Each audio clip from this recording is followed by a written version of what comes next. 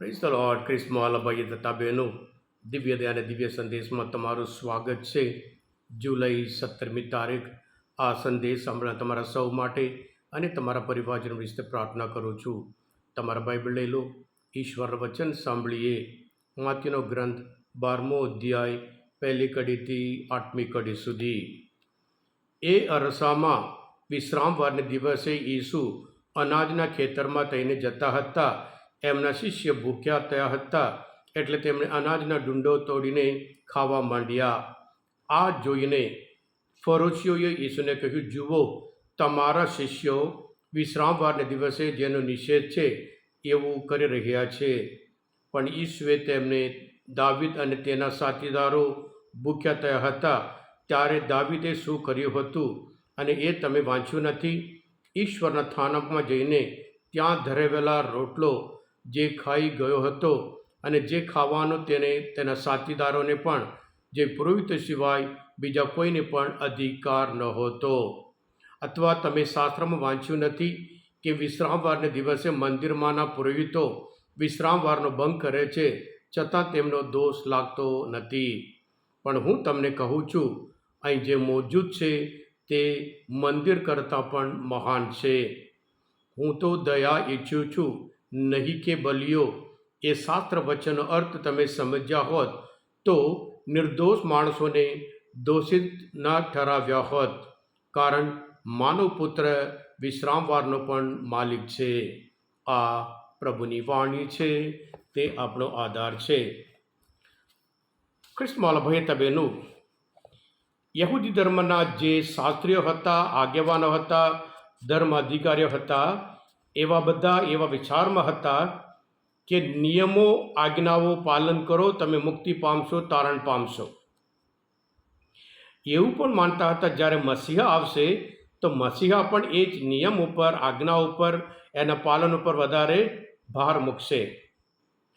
જ્યારે પ્રભુ ઈસુ આવ્યા, એમની અપેક્ષા પ્રમાણે ઈસુએ કહ્યું નથી, એટલે પ્રભુ ઈસુ ઉપર એ લોકો ગુસ્સે થઈ જાય છે, એના ઉપર આરોપ લગાડે છે, ખોટો આક્ષેપ લાવે છે અને મારી નાખવા માટે કોશિશ કરે છે. ખ્રિસ્તમાં ભયતા બહેનો, વિશ્રામવાર એ ઈશ્વર આપેલો દિવસ છે. મહાપ્રસ્થાન ગ્રંથમાં 24મો અધ્યાયમાં 12મી કલમમાં ઈશ્વર પોતે મોશેને કહે છે, તું આવ, ઉપર આવ, પહાડ ઉપર આવ, હું તને જે નિયમો તકતી ઉપર લખી આપું અને તું એ જઈને લોકોને શીખવાડ. વિશ્રામવાર એ આધ્યાત્મિક હેતુ માટે છે, સામાજિક હેતુ માટે છે. એટલે જેથી કરી તેઓ ઈશ્વર પાસે જઈ શકે, પૂજા કરી શકે, ઉપાસના કરી શકે, મંદિરમાં જઈ શકે અને બીજાને મળી શકે. એવી રીતે સામાજિક અને આધ્યાત્મિક હેતુ હતો. આ લઈને જે યહૂદી ધર્મના શાસ્ત્રો જાત જાતના વિધિઓ, જાત જાતના એને એક્સપ્લેનેશન આપી લોકોને એક એક બાબતમાં દોષિત ઠરાવતા હતા. ખ્રિસ્તમાં ભાઈતા બહેનો, ધર્મ ઈશ્વરે બનાવેલું નથી, ધર્મ માણસે બનાવેલું છે. ઈશ્વરે જે આજ્ઞા આપી છે, જે નિયમ આપ્યું છે, માણસો એ લઈને ધર્મ બનાવ્યા અને પછી એને સમજાવી ઈશ્વરે 10 આજ્ઞા આપી, પણ એ સમજાવી એવી રીતે લોકોને દોષિત ઠરાવતા હતા. સામાન્ય બાબત કે ઈસુ અને શિષ્ય ખેતરમાં તેને જતા હતા, ભૂખ્યા હતા, તોડીને ખાધું હતું, એ મોટો આરોપ લગાડે છે. ધર્મને સાચવવા માટે એમને લાગે છે એ લોકો ધર્મ સાચવે છે, લોકોને, નિર્દોષ લોકોને દોષિત ઠરાવે છે, ખોટો આરોપ લગાડે છે અને આક્ષેપ લાવે છે, જાણે કે એ લોકો જ ધર્મને રક્ષણ કરવાનું હોય એવી રીતે છે. હા ખ્રિસ્તમાં વાલા ભગીતા બહેનો, ધર્મને નામે અધર્મ, ધર્મને નામે અનિષ્ટ, ધર્મને નામે અસ્વીકાર, ધર્મને નામે અન્યાય, ધર્મને નામે સત્તામણી. એટલે પ્રભુ ઈસુ કહે છે એ તમારા વિધિઓ કરતાં, એ રિવાજ કરતાં મહાન જે મોજૂદ છે એ પ્રભુ ઈસુ પોતે છે. પણ એ લોકો પ્રભુ ઈસુમાં એ જોઈ શક્યા નહીં, ઓળખી નહીં શક્યા. વિશ્રામવાર માણસ માટે છે, માણસ વિશ્રામવાર માટે નથી. ધર્મ માણસ માટે છે, માણસ માટે ધર્મ નથી. ઈશ્વરે જે આજ્ઞા આપી છે ધર્મ સમજાવે છે આધ્યાત્મિક અનુભવ કરવા માટે, ધર્મપરાયણ જીવવા માટે અને પ્રેમમય જીવન જીવવા માટે, સમામય જીવન જીવવા માટે. પણ લોકો એ ધર્મના જે નિયમો લઈ જે માણસાઈ વગરના, માનવતા વગરના એવા રિવાજો કાઢે છે. એટલે પ્રભુ ઈસુ સારા સમૃની માણસ જાય છે એને તો જે ઉપાસના કરવાનું હોય, જે પૂજા કે મહત્વનું છે, ત્યાં રસ્તામાં એક માણસ ઘાયલ પડેલો છે, એને કશું લાગતું જ નહીં. જો ઈશ્વર ઉપર ખરેખર પ્રેમ હોય તો માનવ જાત ઉપર પણ પ્રેમ જોઈએ છે.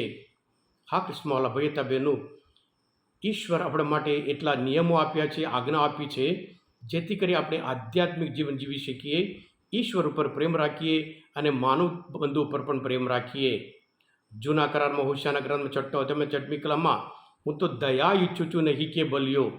પણ માણસો બલિયો ઉપર વધારે ધ્યાન આપે છે, દયા નહીં. એટલે પ્રભુ પોતે માથેના ગ્રંથમાં 5મો અધ્યાય સાથે, હું તો પરિપૂર્ત જે આ પૈગંબરો આપ્યા હોય, નિયમ સંહિતા હોય, એની પરિપૂર્તિ કરવા આવ્યો છે એમ કરીને એક જે નિયમ છે, આજ્ઞાઓ એમને સમજાવે છે. હા કૃષ્ણવાલા ભાઈ હતા બહેનો, આપણે પણ જે ખ્રિસ્ત ધર્મના જે આપણે જે ઈશ્વર જે આજ્ઞા આપી છે અને સાથે સાથે માણસાઈ વગરના, માનવતા વગરના ધર્મ નહીં. ધર્મમાં માણસાઈ હોય, માનવતા હોય, દયા હોય, પ્રેમ હોય, ક્ષમા હોય. ધર્મને પોતાના હાથમાં લઈને એ લોકો ધર્મનું નુકસાન કરે છે, એ લોકો ધર્મનું બદનામ કરે છે. એટલે પ્રભુ ઈસુ એમને સુધારે છે. એનો અર્થ એમ છે કરીને આપણે હંમેશા ઈશ્વર પર પ્રેમ રાખીએ અને સાથે સાથે માનવ બંધુ ઉપર દયા બતાવીએ. દયાળુ પરમ સુખી છે, પ્રભુ ઈસુના વચન છે.